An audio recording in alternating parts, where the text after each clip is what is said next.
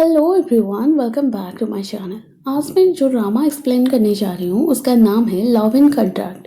ये Korean drama है। इसकी स्टोरी बेस्ड है कॉन्ट्रैक्ट मैरिज पर। मैरिज एक तरह का बिजनेस है और ये ड्रामा रोमांस और कॉमेडी बेस्ड है। ड्रामे की शुरुआत में हमें फीमेल लीड सांगुन को दिखाया जाता है, जो कि बहुत खूबसूरत और टैलेंटेड होती है।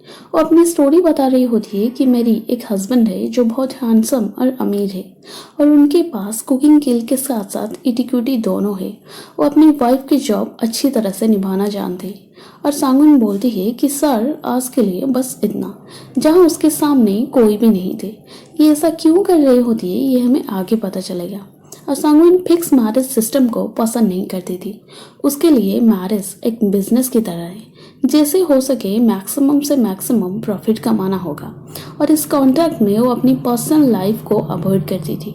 वो होटल आके लैपटॉप ऑन करके क्लाइंट को इंस्ट्रक्शन देती थी। वो कैमरा के सामने बैठने के बाद फिर उनके वॉच और क्लॉथ ब्रांड सब देखने के बाद वो डिसाइड करती थी कॉन्ट्रैक्ट में साइन करेगी या नहीं। और एक क्लाइंट अपनी लाइफ में सक्सेस के पीछे भागते भागते प्यार और शादी ये सबसे बहुत दूर चला गया था। अब फ्रेंड के सामने दिखावा करने के लिए एक कॉन्ट्रैक्ट साइन किया था, तो सही टाइम पर सांगुन वहाँ पहुँच के अपनी एक्टिंग स्किल का कमाल दिखाती है, जैसे उसकी रियल वाइफ है। और सांगुन ऐसे बहुत लोगों की हेल्प करती थी जिनको वाइफ की ज़रूरत था। और किसी के घर में बोलो जैसे सब न्यू मैरिड कपल को देखना चाहते थे, वहाँ भी एक्टिंग करती थी। जैसे कि दादी की एंड मोमेंट पर पोता की शादी देखने की जो मन्नत थी वो भी पूरा करती थी। तो कब गल्फ ग्राउंड में वाइफ बनने का नाटक करती थी जैसे उस बंदा का प्रमोशन मिल जाएगा। और शादी की वजह से उसके पास बहुत सारी ज्वेलरी भी तोहफे के रूप से आ जाता था। और गुआंगनाम उसकी एक ऐसी क्लाइंट था, उसका घर में बेटा को वेट करते करते बहुत सारी बेटी पैदा हो गई थी। और बेटा होने के बाद उसके पापा इतना खुश थे तो वो चाहते थे कि वो हर एक फील्ड में सक्सेस पाए, जैसे ताइक्वांडो, सॉकर, बॉक्सिंग, सब में वो एक नंबर कर दिए थे उसे। पर उनकी लास्ट चाहत था कि बेटा का शादी देखना। पर उनका बेटा एक गे था, पर वो घर वालों के सामने वो सब चीज़ बता के उनको सैड फील करवाना नहीं चाहता था। इसीलिए वो एक फेक शादी का कॉन्ट्रैक्ट करना चाहता था। और सांगुन वो सब सुनने के बाद उसे भी मदद करती है। पर कॉन्ट्रैक्ट मैरिज के बारे में उसकी बहनों को पता चल चुकी थी। सांगुन की क्लाइंट जब उसे थैंक यू बोलते थे तो उसे ये सब सुनते हुए सुकून मिलता था और इंस्पिरेशन मिलता था। अब सांगुन के पास बहुत सारी रिंग थी और साइड में क्लाइंट का नाम भी लिखा हुआ रहता था, जिस मैरिज से वो सब मिलता था। और सांगुन के लिए ये सब इंस्पिरेशन जैसा था। और गुआंगना अपनी बॉयफ्रेंड के साथ रहना चाहता था और इसीलिए जल्दी से जल्दी एक्स वाइफ यानी कि सांगुन को वो डिवोर्स पार्टी देना चाहता था। और सांगुन एक टॉप क्लाइंट था जिसका नाम था जोंग जी हो। उसका रेगुलर क्लाइंट था मंडे, वेडनेसडे और फ्राइडे का। उसका दूसरा नाम वो पेमेंट रखी थी क्योंकि वो हमेशा सही टाइम पर पेमेंट कर देता था। जितने भी क्लाइंट थे वो सबसे थोड़ा हटके था। दोनों मिलने से पहले रिंग पहन लेते हमें दिखाया जाता है। और उनकी शादी को 5 साल हो चुका था। सांगुन हमेशा की तरह मेनू चूज करती है और जीहू खाना बनाता है। और वो इतना शांत रहता था कि मानो 5 साल की शादी के अंदर टोटल 50 वर्ड्स ही वो बोला था।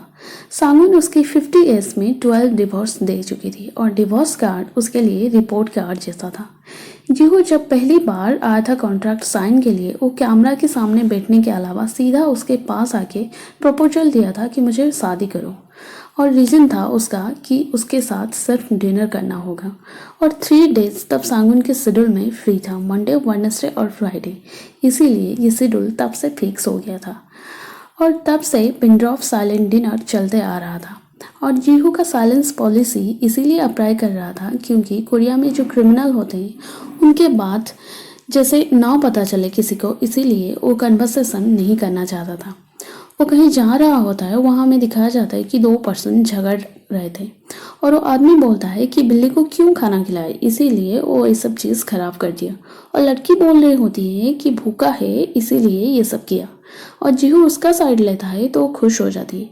पर जीहू जब बोलता है कि मुझे गले की लावारिस बिल्ली को पसंद नहीं करता हूँ, तो इस सुनने के बाद उसे बुरा भला बोल के चली जाती है। अब सांगुन बचपन की मेमोरी याद कर रही होती है, कैसे लिपस्टिक को इधर उधर लगाने पर उसकी मम्मी उसे समझाते थे कि कोई तुम्हारा काम करे ये अच्छी बात नहीं है, तुम्हें अपना काम खुद करना चाहिए। और सांगुन आज भी एक न्यू शादी करती है। और सीन शिफ्ट होता है जहाँ हमें दिखाया जाता है एक लड़की पूछ रही होती है क्या तुम मुझे प्यार करते हो। तो हेजन ऐसा बोलता है कि मैं प्यार के बारे में कुछ भी नहीं जानता हूँ। तो ये सुनने के बाद उसे एक थप्पड़ लगाती है जो कि एक मूवी का सीन था हमें दिखाया जाता है। पर ये लड़की उसे सच में प्यार कर रही होती है इसीलिए उसे एक जोर का थप्पड़ा दी थी। पर हेजन स्कूल टाइम से किसी और को पसंद करता था जो कि लव एट फर्स्ट साइट था और वह लड़की कहाँ है उसे भी मालूम नहीं पर वो उसे भुला नहीं पा रहा था उस मेमोरी को।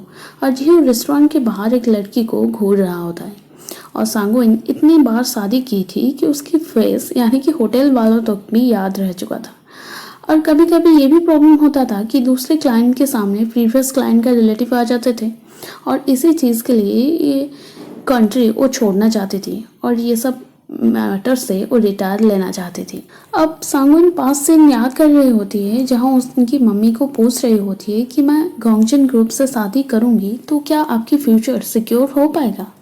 अब सीन शिफ्ट होता है जहाँ हमें प्रेजेंट सीन दिखाया जाता है जहाँ वो पैसा निकाल के एटीएम से उसकी मम्मी के साथ मिलने के लिए जाती है और उनको 13 साल से वो पैसे देते आ रही थी। अपनी माँ के साथ रिलेशनशिप यहीं ख़त्म करना चाहती थी। ये सब वो बोलने ही वाले थे पर उसके पहले उसकी मम्मी ये बात बोल देते हैं। वो सुन के वो थोड़ी शौक हो जाती है। जीहू क्लास में क्वेश्चन पूछा है कि मैं पोलाइट बिहेवियर करने के बाद भी रिस्पेक्ट नहीं पाता हूँ। अब सीन शिफ्ट होता है जहाँ हमें दिखाया जाता है सांगुइन एक आदमी के साथ उसकी बेटी की फंक्शन में आई हुई। उसे देखने के बाद वो छोटी बच्ची रोने लगती है तो सांगुइन बोलती है ये कॉन्ट्रैक्ट रूल में नहीं था, मैं वाइफ बनने की कॉन्ट्रैक्ट साइन की थी, माँ नहीं। पर वो आदमी नहीं मानने पर उसे चैलेंज भी करती है तो वो बिल्कुल शांत हो जाता है उसके बिहेवियर से। और कोर्ट में सोशल स्किल प्रूव करना होता है इसीलिए फैमिली और रिलेशनशिप की ज़रूरत था जिस वजह से जीहू एक कॉन्ट्रैक्ट साइन किया हुआ था सांगुइन के साथ। अब सांगुइन ग्वांगनाम ब्रेकअप पार्टी के लिए आए हुए थे और वहाँ हेजन भी अपनी असिस्टेंट के साथ आया था। हेजन एक एक्टर था और वो इसीलिए डर रहे थे कि कहीं कोई उसका वीडियो और फोटो निकाल ना ले क्योंकि वो एक स्टार था ना इसीलिए। और वो गैंगजिन ग्रुप का मेंबर भी था और ग्वांगना वहाँ से देख के पहचान लेता है और वो बात करने के लिए जाता है। और तब जीहो सांगुइन को कॉल करके पूछता है कि तुम्हें कौन सी खाना पसंद है, चॉकलेट और आइसक्रीम की कौन सी फ्लेवर पसंद है और रिसेंट कौन सी ड्रामा तुम देखी हो। और ये सब पूछने के बाद वो आंसर को पेपर में नोट डाउन कर रहा होता है। अब हेजन के असिस्टेंट इसे रिपोर्टर समझ के रोकने की कोशिश करता है तो यहाँ से झगड़ा शुरू हो जाता है और इसी मौके का फ़ायदा उठाते हुए हेजन वहाँ से भाग जाता है। ग्वांग और सादुन दोनों की शादी के बाद उनके घर वाले चाहते थे वो एक साथ फैमिली बना के रहे पर ये पॉसिबल नहीं था क्योंकि वो एक गे था इसीलिए उनको सेपरेट होना ही थे। और सांगो इनकी ड्रीम थी कि अदर कंट्री शिफ्ट होके वहाँ जाके सेटल होना। और उसकी मम्मी अब टेक्स्ट करती है कि मैं नंबर चेंज कर रही हूँ और तुम्हारी नंबर भी डिलीट कर रही हूँ। अब दोनों प्लान करते हैं कि कनाडा जाके वहाँ सेटल हो जाते हैं और उनके पास डिफरेंट डिग्री की ट्रॉफी भी हो रहा था जो कि वहाँ काम में आएगा दूसरे कंट्री में। और जाने से पहले पेमेंट के साथ डिवोर्स की ज़रूरत थी उसके लिए। और जीहू जो लड़की को रेस्टोरेंट से घूर रहा था उसे फॉलो कर रहा होता है पर वो सही टाइम में घर पर पहुँच जाती है तो वहीं रुक जाता है। और सांगुन जीहू के साथ कॉन्ट्रैक्ट तोड़ने के मकसद में आगे बढ़ती है और जोंगवा उसी बिल्डिंग में ही हेजन के लिए अपार्टमेंट की काम में बिजी था, न्यू अपार्टमेंट बना रहा होता है। टाइम पर वो साइलेंस ब्रेक करके कुछ बात तो करना चाहती थी पर बात नहीं कर पा रही थी। और इसी बीच गुआंग कनाडा शिफ्ट हो गया था और सांगुन को एक न्यू ऑडी गिफ्ट दिया था क्रिसमस के तोहफे पर। दिन से बीत रहा था और सांगुन कॉन्ट्रैक्ट के बारे में बात नहीं कर पा रही थी। और आज वो आदमी फिर से कॉन्ट्रैक्ट लेने के लिए बोलता है तो सांगुन उसे साफ मना कर देती है। अब हमें दिखाया जाता है कि सूंग उसे बता रही होती है कि काफ़ी दिन तक एक पर्सन के साथ जब तुम रिलेशनशिप में रहते हो, जब वो दूर चली जाती है तो तुम लोनली फील करोगी। और ये अपनी रिटर्न टाइम में एक लेडी का मौत का न्यूज़ सुन रहा होता है और सांगुइन डिवोर्स के बारे में बोलना चाहती थी पर बोल नहीं पा रही थी। तब ये बात जीहू अपनी तरफ से बोल देता है कि चलो डिवोर्स कर लेते हैं। अब सीन शिफ्ट होता है जहाँ हमें दिखाया जाता है कि सांगुइन बहुत स्टार बना रही होती है पेपर की जो कि पेंटिंग में लगा दे उसी छोटी बच्चे की और उसे भी बोलती है कि मैं तुम्हारी पापा का एक फ्रेंड हूँ। तो खुश हो जाती है और एपिसोड यहीं पर ख़त्म हो जाती है। ये ड्रामा काफ़ी इंटरेस्टिंग लग रहा है पहले एपिसोड से।